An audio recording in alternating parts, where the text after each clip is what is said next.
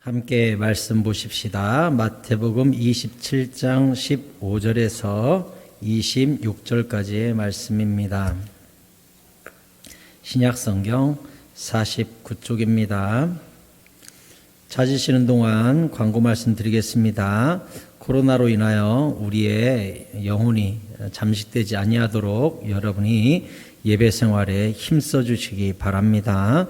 가정에서도 힘써 예배하시고 교회에서도 힘써 예배하시고 특별히 새사랑 구시 정각 기도회 때 고난주간에는 더 깊이 있는 기도 하시고요.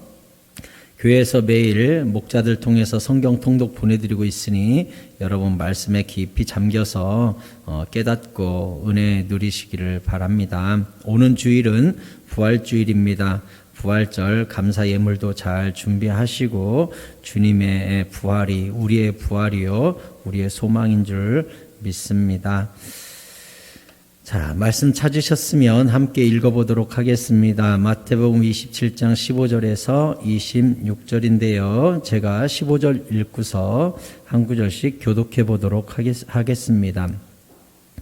명절이 되면 총독이 무리의 청원대로 죄수 한 사람을 놓아주는 전례가 있더니 그때 바라바라하는 유명한 죄수가 있는데 그들이 모였을 때 빌라도가 물어 이르되 너희는 내가 누구를 너희에게 놓아주기를 원하느냐 바라바냐 그리스도라 하는 예수냐 하니 이는 그가 그들의 시기로 예수를 넘겨준 줄 알미더라. 총독이 재판석에 앉았을 때 그의 아내가 사람을 보내어 이르되 저 옳은 사람에게 아무 상관도 하지 마옵소서. 오늘 꿈에 내가 그 사람으로 인하여 애를 많이 태웠나이다 하더라. 대제사장들과 장로들이 무리를 권하여 바라바를 달라 하게 하고 예수를 죽이자 하게 하였더니 총독이 대답하여 이르되 둘 중에 누구를 너희에게 놓아주기를 원하느냐 이르되 바라바로소이다. 빌라도가 이르되 그러면 그리스도라 하는 예수를 내가 어떻게 하랴? 그들이 다 이르되 십자가에 못 박아켜야 하겠나이다. 빌라도가 이르되 어찌미냐 무슨 악한 일을 하였느냐? 그들이 더욱 소리질러 이르되 십자가에 못 박혀야 하겠나이다 하는지라. 빌라도가 아무 성과도 없이 도리어 밀란이 나려는 것을 보고 물을 가져다가 무리 앞에서 손을 씻으며 이르되 이 사람의 피에 대하여 나는 무죄하니 너희가 당하라.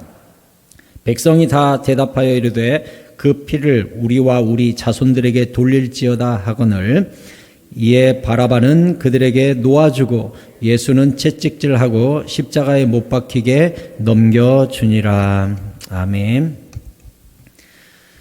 잘 오셨습니다. 주의 십자가의 은총이 여러분에게 충만히 임하는 이 수요예배가 될 수 있기를 축복합니다. 고난주간에 바라바에 대해서 여러분과 말씀을 나누려고 합니다. 오늘은 등장인물이 바라바, 빌라도, 군중 그리고 예수님 또 대제사장과 장로들도 나오지요. 이 인물들을 중심으로 선택에는 책임이 따른다라는 핵심을 가지고 여러분에게 말씀을 전하려고 합니다. 바라바는 성경에서 굉장히 극적으로 짧고 강렬하게 나타나지요. 살인범이에요. 그리고 밀란을 주도한 사람이기 때문에 십자가에 못 박혀 죽여야 될 사람입니다. 로마법에 의하면 이 밀란을 일으키고 반역을 일으킨 사람을 십자가에 못 박아 죽였거든요. 그러니까 빌라도가 지금 바라바가 십자가에 못 박혀서 죽어야 될 사람이에요. 예수님은 의로운 사람이죠. 착한 일만 했죠. 죽은 사람 살려주고 병든 사람 고쳐주고 의로운 일만 하셨죠. 그러니까 예수님은 이날 풀려나야 맞아요. 근데 완전히 거꾸로 됐죠. 예수님이 마치 밀란과 살인을 일으킨 사람처럼 십자가에 못 박히고 밀란과 살인을 일으켰던 바라바는 풀려나고 말도 안 되는 역전이 여기서 일어난 거죠. 극적으로 바라바가 풀려난 다음에 그 기록이 어디에도 없습니다. 역사 기록에도 없고 성경에도 바라바가 어떻게 살았는지 아무 기록이 없어요. 그래서 1950년에 스웨덴의 작가 페르 라게르비르스트라는 사람이 장편소설 바라바를 썼어요. 어떻게 썼냐면 바라바가 이날 풀려나서 이제 원래 동료들 그 범죄 우글우글 하는 데를 갔더니 그 중에 이제 몇몇이 예수를 믿더라. 또 집에 가봤더니 아내가 그리스도로 개종을 했더라 하는 내용으로 또 이 아내가 돌로 이제 맞아 죽게 되죠. 그 후로 이제 이 바라바가 또 분노해가지고 또 감옥에 들어가는데 그 감옥에서 크리스찬들을 만나가지고 자기도 결국은 크리스찬이 되고 바라바가 나중에 십자가에서 그도 또다시 죽게 된다는 히스토리고 맨 마지막에 바라바가 임종의 순간에 주님께 내 영혼을 맡깁니다 하면서 죽는 이야기였는데 이게 그 이듬해 1951년에 노벨 문학상을 수상하게 됩니다. 많은 사람들이 이 바라바 이야기를 상상하죠. 그 후에 그가 어떻게 살았을까에 대한 부분들이죠. 그 뒷부분이 어떻게 되었는지 우리는 알 수 없으나 분명한 건 이 바라바를 통해 우리가 굉장히 선명한 교훈을 얻을 수 있다는 것입니다. 무슨 이야기입니까? 이날 풀려난 바라바가 사실은 우리죠. 우리. 예수님이 대신 십자가를 지고 바라바가 풀려난 것처럼 예수님이 대신 십자가 지고 우리를 풀어주신 것이죠. 그래서 바라바는 사실 우리예요. 우리 전 인류를 상징하는 거예요. 그래서 바라바 이름 뜻이 뭐냐면 성경에서 바자가 붙으면 누구의 아들이라는 뜻이에요. 그러니까 바요나 시모나 그러면 바요나는 뜻이 뭐예요? 요나의 아들 바요나. 그러면 바라바 그러면 아바가 이 아바 아버지 할 때 그 아바 앞에는 바 그러면 아빠의 아들. 그러니까 바라바 이름은요 아버지 아들이라는 뜻이에요. 이름이. 그러니까 오늘날로 말하면 이게 이름이 될 수가 없고 이렇게 이해하시면 돼요. 그냥 아무개라는 뜻으로 그냥 아버지 아들 이렇게 쓰는 이름이에요. 그러니 바라바가 풀려났다는 건 아버지의 아들, 부모가 있는 모든 인류가 풀려났다는 의미로 이름이 쓰인 거예요. 이게 이해가 되셨습니까? 그러니까 바라바라는 이름 자체가 아버지 아들이라는 뜻이고 우리 모두는 사실 어떤 아버지인가의 아들, 딸이잖아요. 그러니까 예수님이 십자가에 못 박히고 아버지의 아들 바라바가 풀려난 것처럼 예수님이 십자가에 못 박임으로 모든 아버지의 자녀되는 우리가 대신 풀려난 것을 의미하는 것이 이 바라바가 풀려난 이 역사적인 사건이 되겠습니다.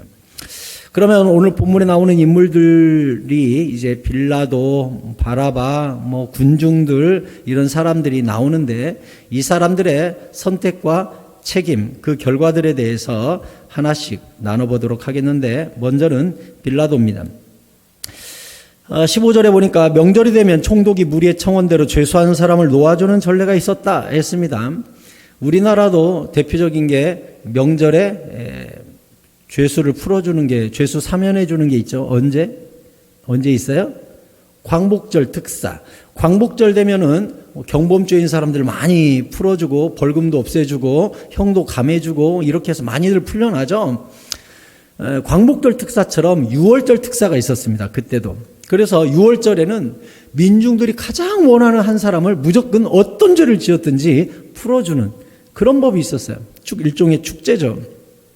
그 당시 이제 바라바라는 유명한 죄수가 있는데 이 바라바는요 굉장히 사실 못된 사람이에요.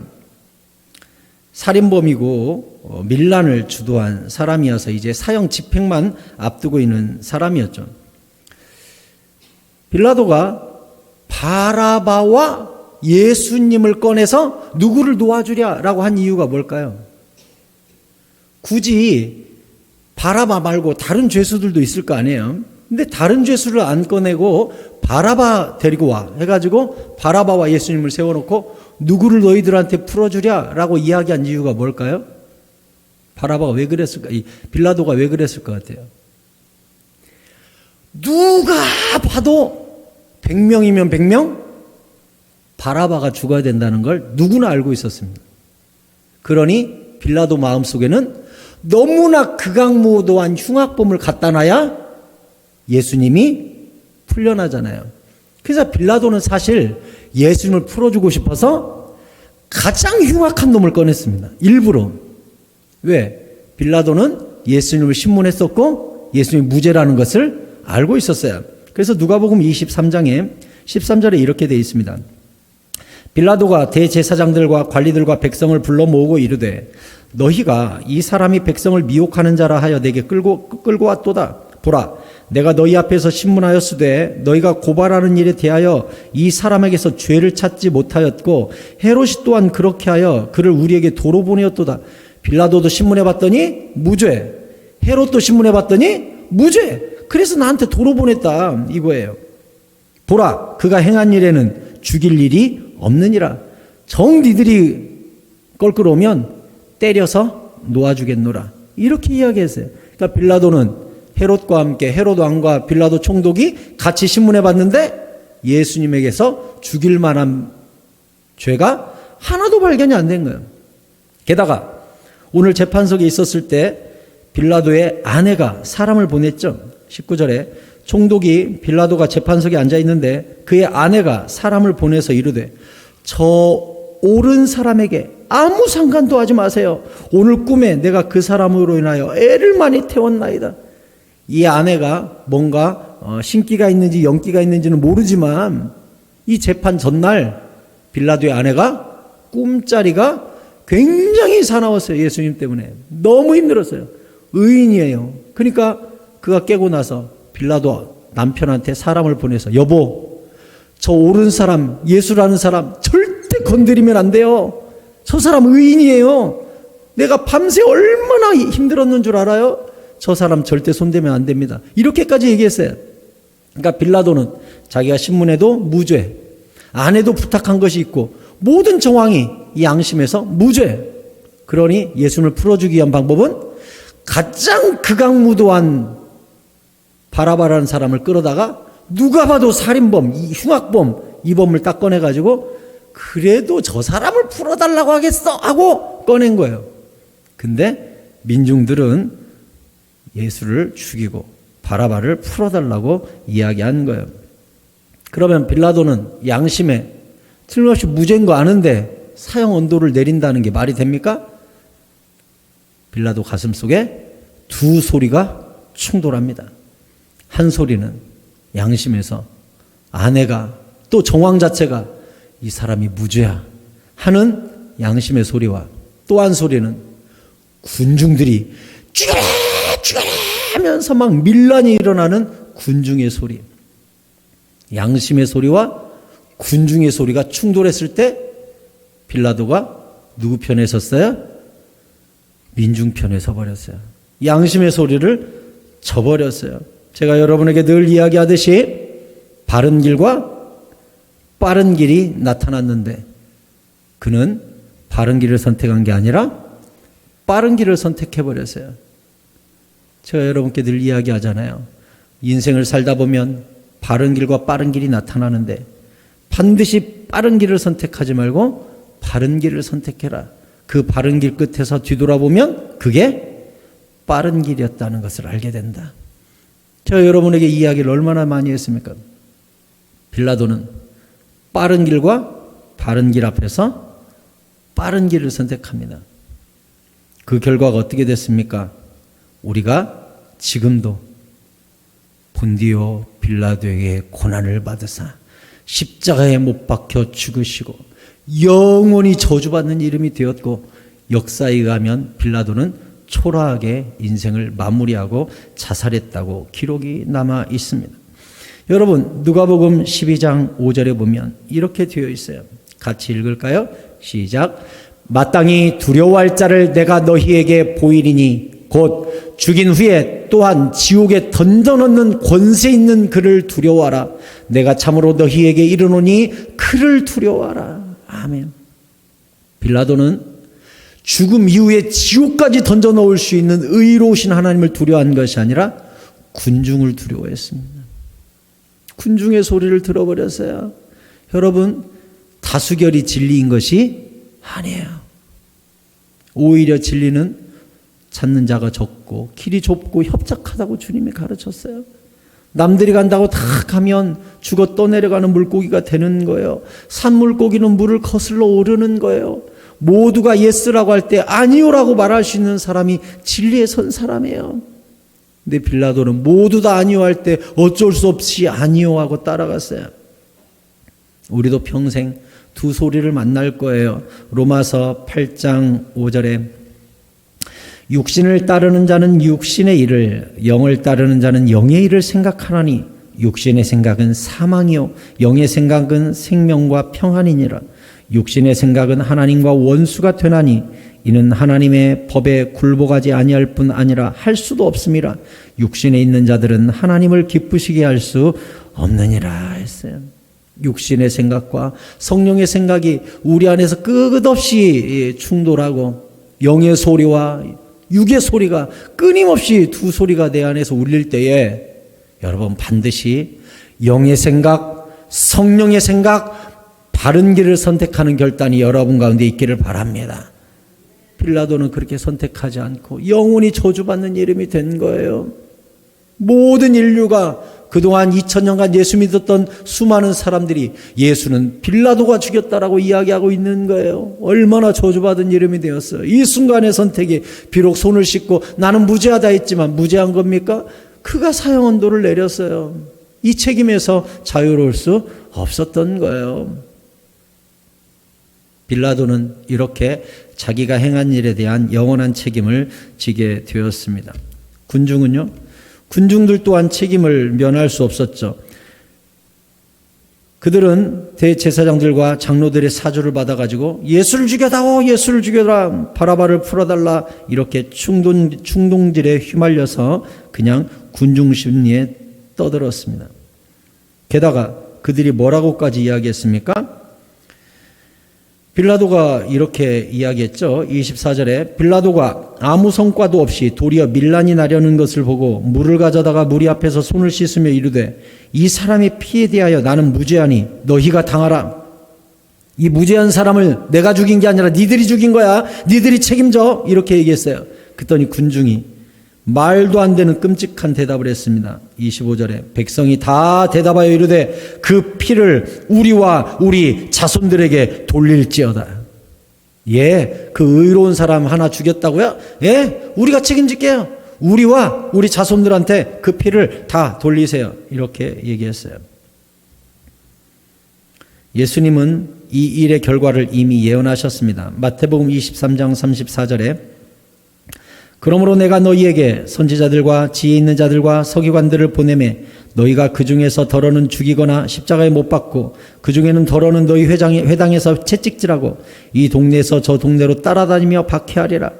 그러므로 의인 아벨의 피로부터 성전과 제단 사이에서 너희가 죽인 바라갸의 아들 사라갸의 피까지 땅 위에서 흘린 의로운 피가 다 너희에게로 돌아가리라. 이 백성이 선지자들 의로운 사람들 엄청나게 죽였어요. 언제부터? 아벨 때부터. 아벨이 언제요? 가인의 동생 창세기 때부터 니들은 의인을 죽이는 버릇이 있었다.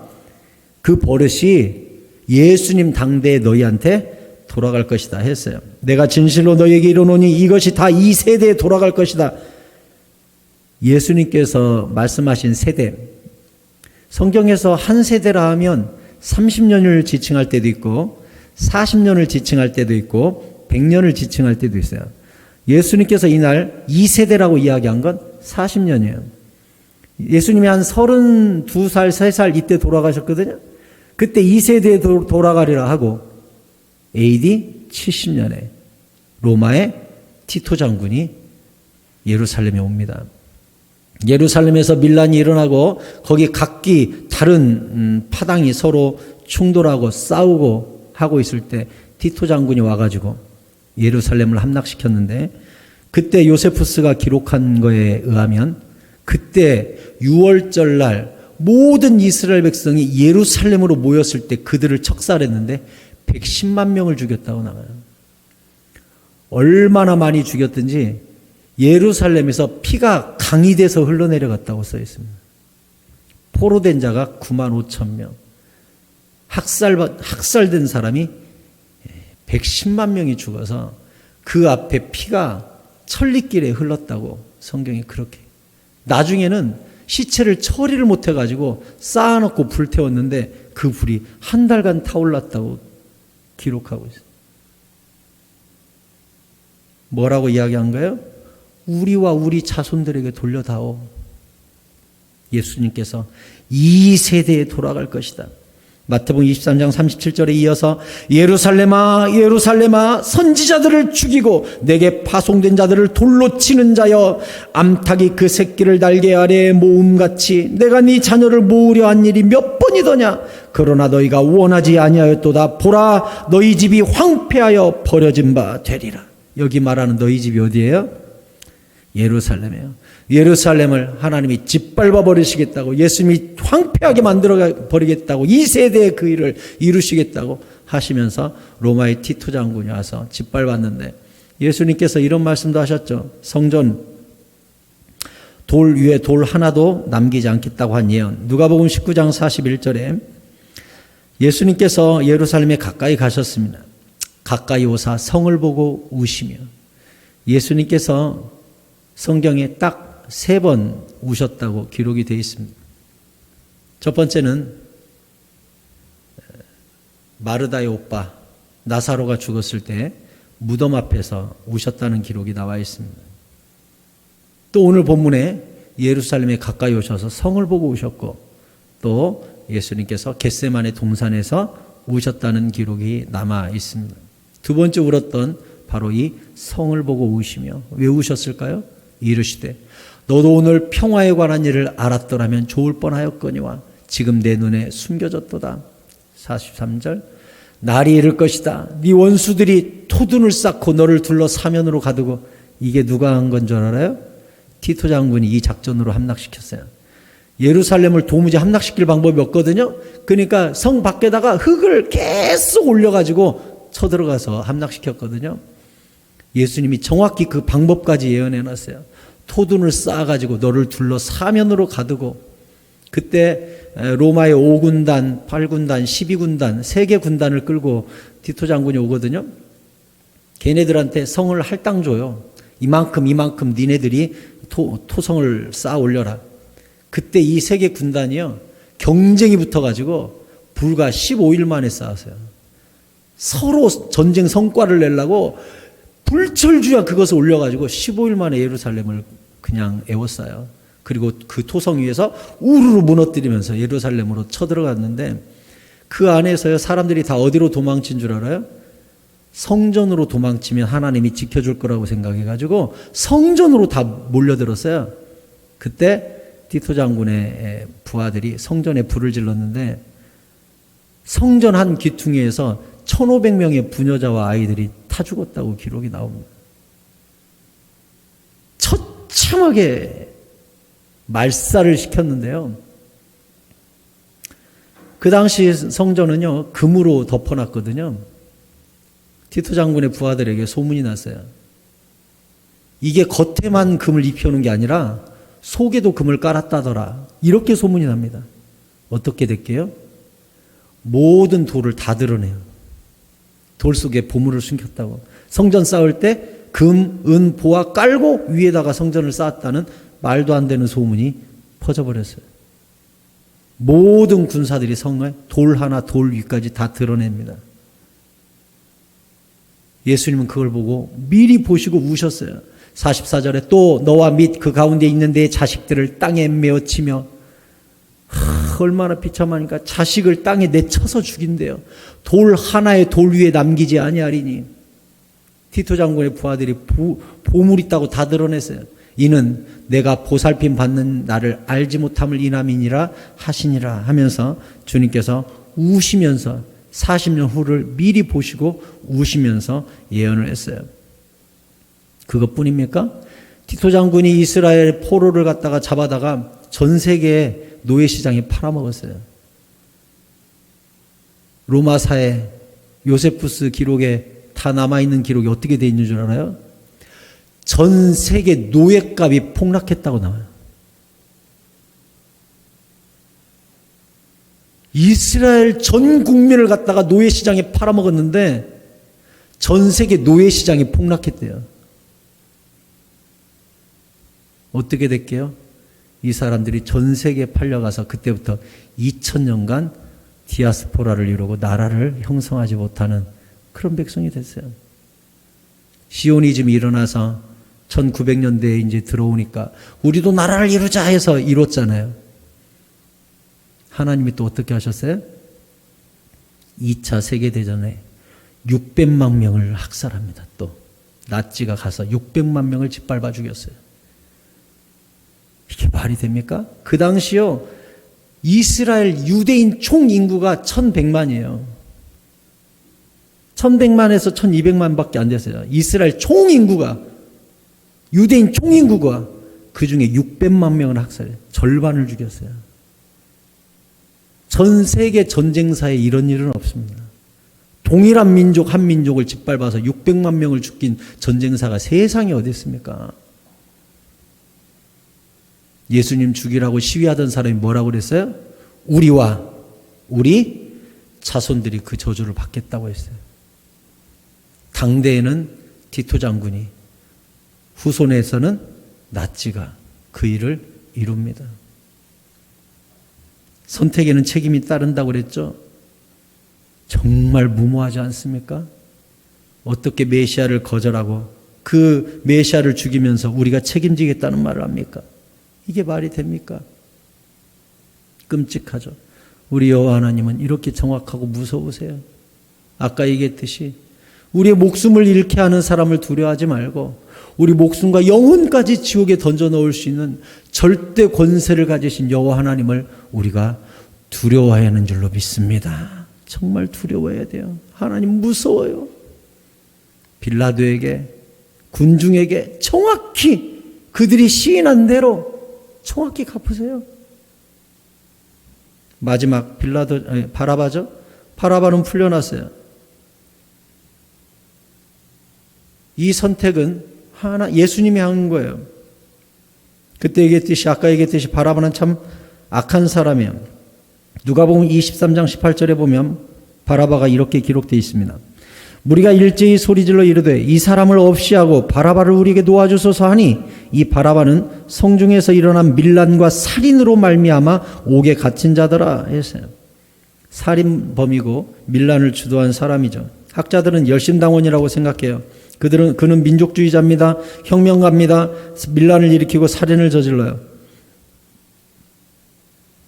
적어도 빌라도보다는 낫죠. 빌라도는 양심을 팔았지만 바라바는 양심의 소리를 따라 실행에 옮긴 혁명가니까 빌라도보다는 낫죠. 바라바는 나름대로 자기가 의를 행했다고 생각했어요. 민족을 위하여 장렬히 할 일을 했다고 생각했죠. 그는 풀려난 뒤에도 열심당으로 돌아가 로마에 대한 정화운동을 아마도 계속했을 거예요. 성경에 나와 있는 많은 인물들 중에 바라바같이 극적인 사람이 있을까요? 돌아보면 예수님의 십자가에서 마지막 예수님께 신앙 고백하고 구원받은 십자가의 강도, 그 사람이야말로 참 극적인 역전을 이룬 사람이죠. 그 사람이 가장 극적인 사람이라면 저는 두 번째로 감히 바라바를 꼽을 수 있다고 생각해요. 죽기 직전에 예수님으로 말미암아 풀려난 그 사람. 여러분, 바라바는 아까도 얘기했듯이 바로 우리를 상징합니다. 우리도 바라바처럼 생각으로 끊임없이 사람을 미워하는 살인자요, 생각으로 얼마든지 음란을 꿈꾸는 간음한 사람들 아닙니까? 우리도 영적으로 보자면 모두 다 바라바와 똑같은 삶입니다.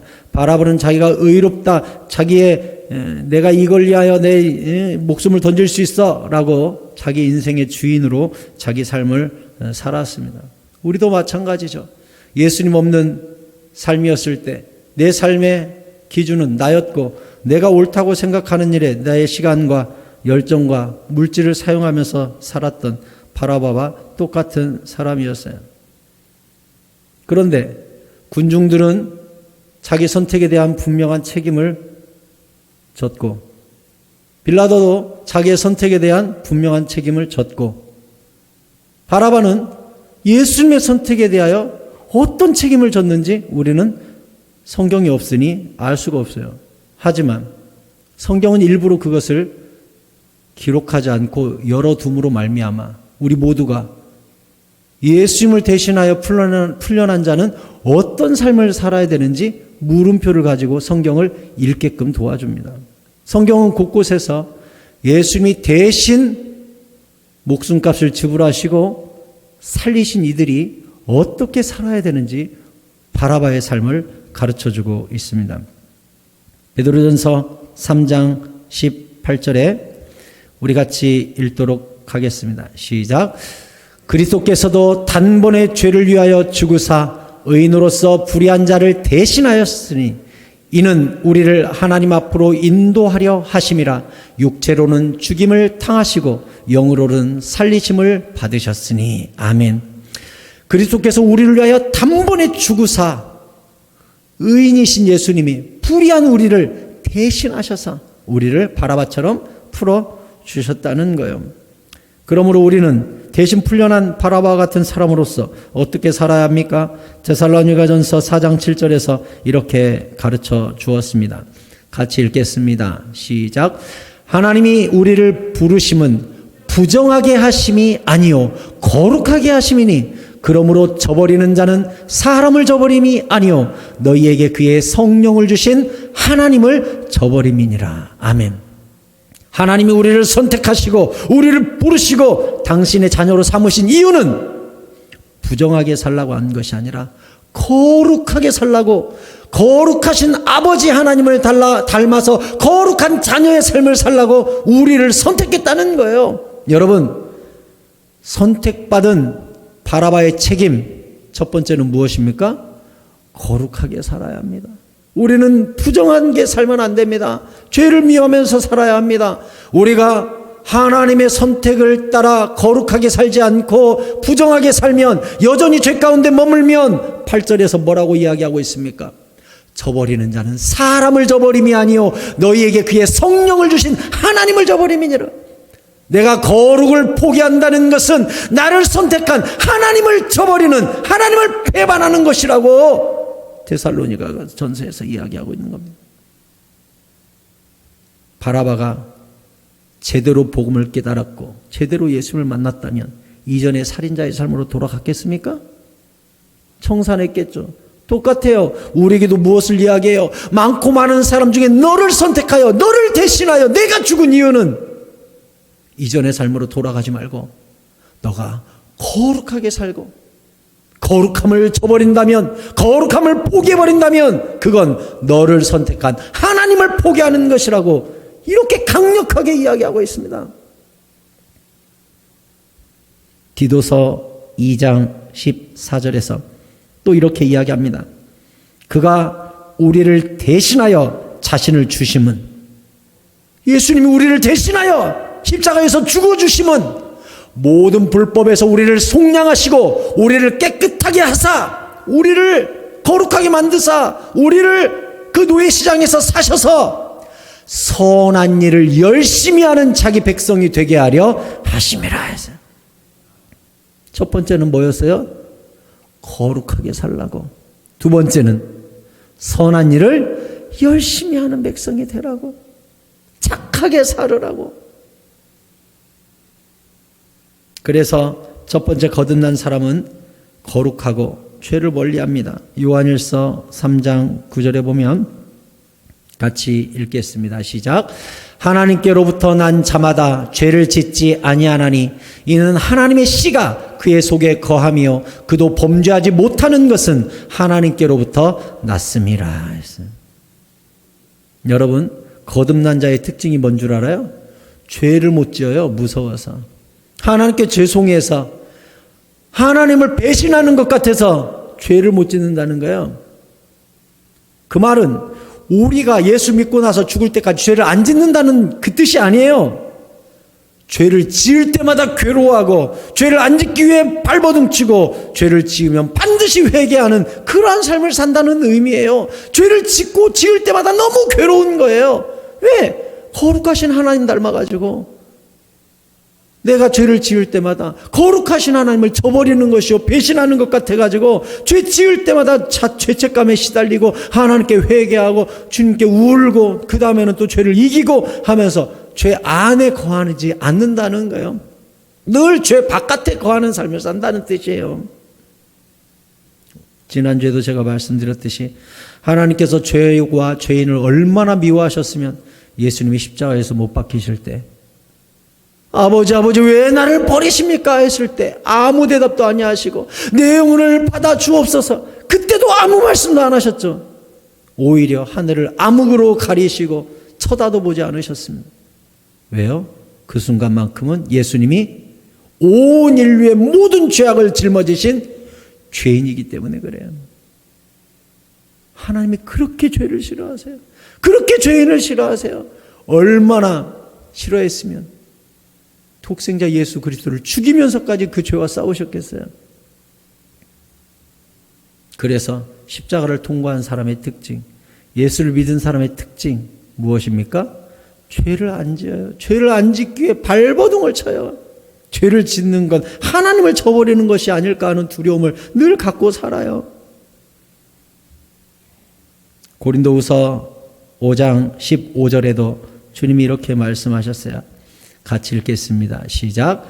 그가 모든 사람을 대신하여 죽으심은 살아있는 자들로 하여금 다시는 그들 자신을 위하여 살지 않고 오직 그들을 대신하여 죽었다가 다시 살아나신 이를 위하여 살게 하려 함이라 했어요. 예수님이 우리를 위하여 왜 죽으셨다고요? 왜 우리를 위하여 죽으셨대요?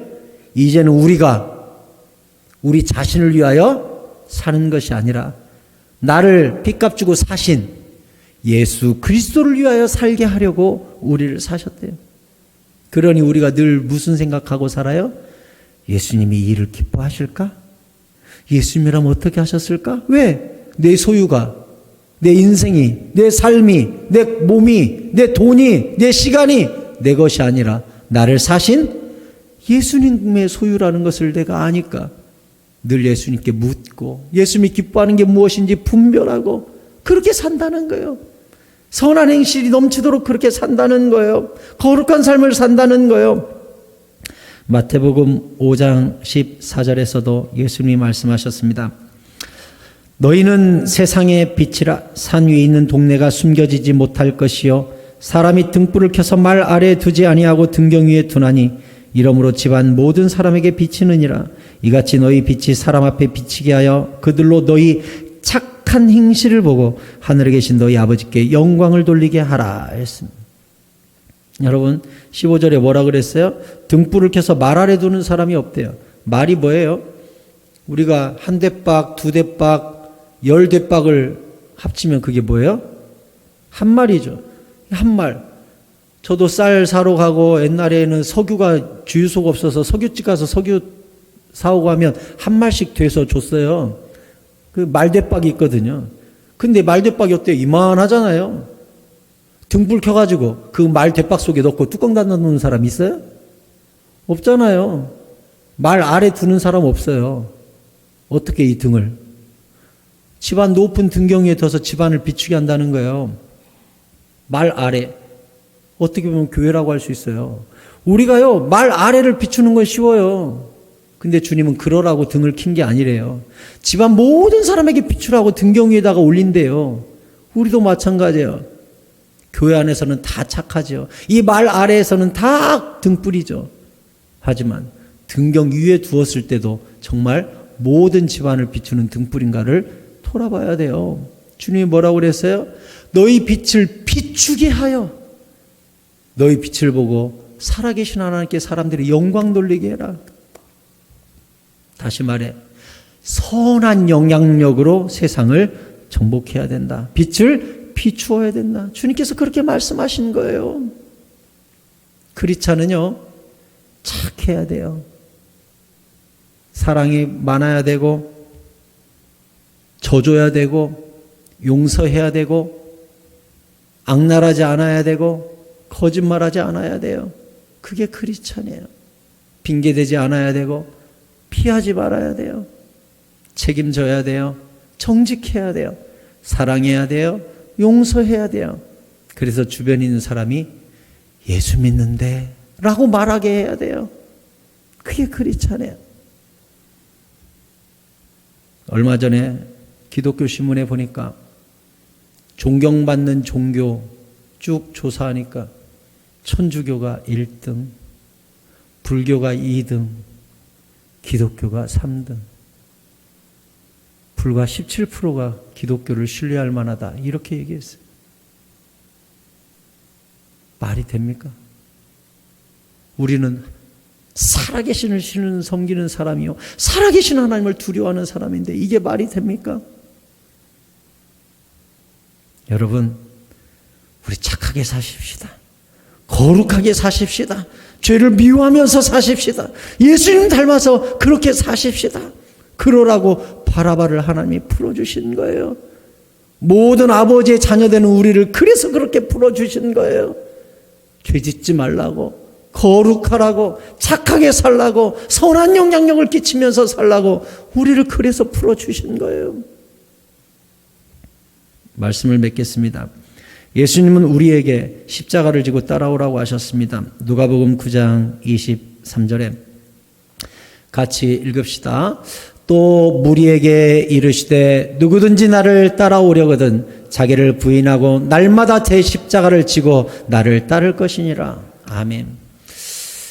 여기서 예수님이 이상하게 이야기해놨죠. 나를 따라오려거든 나처럼 제자의 삶, 하나님의 영광을 위한 삶, 예수님 닮은 삶을 살고 싶거든 너희도 십자가 지고 나를 따라오너라. 그런데 거기 무슨 단어가 들어있죠? 날마다 자기를 부인하고 제 십자가를 지고 나를 따르라는 거예요. 마태복음 10장 38절에서는 또 이렇게 이야기합니다. 또 자기 십자가를 지고 나를 따르지 않는 자도 내게 합당하지 아니하니라. 그러니까 예수님을 따르는 전제 조건은 이제 십자가예요. 십자가 안 지면 예수님한테 합당하지도 않고 따라갈 수도 없대요. 예수님 십자가 지고 간 길을 나도 십자가 지고 무조건 따르지 않으면 이제 천국 못 가는 거예요.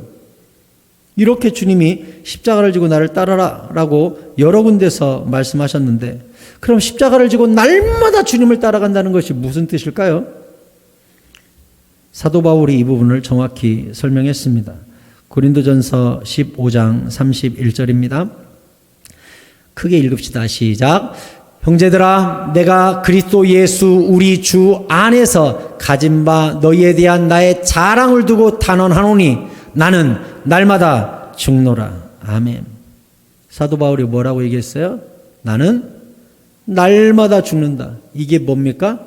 날마다 나를 부인하고 십자가를 지고 주님을 따라간다는 것이죠. 이게 무슨 뜻일까요? 사도 바울 안에도 오호라 나는 곤고한 자로다 하는 육신의 생각과 성령의 생각이 끊임없이 충돌했어요. 그때마다 어떻게 했어요? 나를 죽인 거예요. 내 생각을 죽인 거예요. 그리고 주님을 임금 삼고 주님을 왕 삼아서 끊임없이 나를 쳐 복종시키면서 주를 따라간 거예요. 고린도전서 9장 27절에서도 정확히 이렇게 얘기했습니다. 같이 읽읍시다. 시작. 내가 내 몸을 쳐 복종하게 함은 내가 남에게 전판 후에 자신이 도리어 버림을 당할까 두려워함이로다. 아멘. 그럼 이게 무슨 뜻인 줄 알겠어요? 한 번 받은 구원이 취소될 수 있나? 이런 의문을 주는 신학자들도 굉장히 이 구절에 대해서 어려워하는 구절이에요. 근데 여러분들은 이 구절 보면 이제 느낌 딱 올 거예요. 무슨 뜻이에요? 자, 내 안에 영의 생각과 육신의 생각이 충돌할 때 사도 바울은 날마다 나를 십자가에 못 박고 예수님을 따라가는 거예요. 나의 생각을 죽이고 성령의 생각을 따라가는 거예요. 그런데 어느 날은 내 생각을 따라가고 내가 이기고 이게 끊임없이 반복되다 보면 나중에 어떻게 돼요? 성령이 처음에는 근심하시죠. 시간이 지나면 성령이 떠난 다음에는 나중에 어떻게 된다고 성경이 돼 있어요? 소멸돼요. 소멸. 그러니 나중에는 성령 인도를 못 받으니 끊임없이 육의 생각을 따라가다가 진리와 구원으로부터 멀어질 가능성이 있음을 사도 바울이 여기다가 이야기한 거예요. 결국은 내가 십자가를 지고 끊임없이 주님을 따른다는 것은 이미와 아직 사이에 있는 영적 전쟁을 이야기하는 거거든요. 전쟁을 포기하지 말라는 거예요. 구원이 이미 이루어졌다고 단정 짓지 말고 끊임없이 날마다 죽으면서 날마다 십자가를 지고 주님을 따라가는 영적 과정이 우리에게 있어야 된다고 가르쳐 준 거예요. 이건 성령의 능력과 우리의 의지적 결단이 함께할 때 가능한 거예요. 사랑하는 성도 여러분, 늘 기도로 깨어 계시기 바랍니다. 말씀을 따라 성령을 따라 복종하는 삶을 사시기 바랍니다. 나의 생각과 성령의 생각이 충돌할 때 나의 생각을 끊임없이 십자가에 못 박고 성령의 생각을 따라가시기 바랍니다. 빠른 길과 바른 길이 내 앞에 나타날 때에 제발 육신적인 빠른 길을 선택하지 말고 영적인 바른 길을 선택하는 결단과 용기가 여러분 가운데 있기를 바랍니다. 어떤 피아니스트가요, 피아노에서 독주회를 열었어요. 수백 명의 사람이 왔어요. 엄청난 연주였습니다. 친구들도 오고 동료 피아니스트들도 음악가들도 많이 왔어요. 작곡가들도 오고 평론가들도 오고. 마지막 곡을 빰빰빰빰 하고 끝나니까 모두 다 기립박수를 치고 앵콜을 외쳐요. 막이 내리고 친구들이 꽃다발을 들고 무대로 우르르 올라왔습니다. 대단한 공연이었다. 안아주고 격려했습니다. 근데 이 피아니스트는 고개를 푹 숙인 채 이번 공연은 실패라고 말하는 거예요. 친구들이 무슨 소리야 자네, 앞을 봐. 모든 사람이 지금도 박수치고 있네. 지금 무슨 소리 하는 거야. 피아니스트가 말합니다. 저 맨 앞에 흰머리 노인 보이나? 보인다고. 그 노인이 박수 안 치고 있잖아. 스승님이야. 스승님이 박수 치지 않았으니 이 공연은 실패야. 여러분, 세상에 있는 수많은 사람이 박수 치면서 저 목사님 대단하네. 저 장로님 대단하네. 저 교회 대단하네. 저 성도 대단하네. 역시 다 박수 쳤는데 주님께서 고개 푹 숙인 채로 나는 네 삶에 박수를 칠 수가 없네 해버리면 어떻게 되는 겁니까? 아무것도 아니잖아요. 세상 모든 사람이 비난하고 욕한다 할지라도 주님이 박수 치면서 너는 합격하면 그 인생이 성공한 것이잖아요. 이 고난주간에 주님께서 스데반의 죽음 앞에 그 자리에서 일어서셔서 그 영혼을 받으시며 그 삶에 영광과 박수를 주신 것처럼 우리도 예수 믿는 자의 삶답게 거룩하고 착하고 주님 닮아서 늘 십자가를 지고 주님을 따르되 내 안에서 영의 생각과 육의 생각이 충돌할 때마다 나는 날마다 죽노라 하는 사도 바울의 고백이 우리 모두의 고백이 될 수 있기를 바랍니다. 주님께서 바라바를 풀어주셨던 것은 바라바를 향한 주님의 기대가 분명히 있습니다. 여러분 모두가 그 기대치에 충분하셔서 주님께서 박수 쳐주는 인생, 앵콜 외쳐주는 인생, 그 품에 꽉 안아주는 인생, 우리 모두가 될 수 있기를 간절히 축원합니다. 아멘.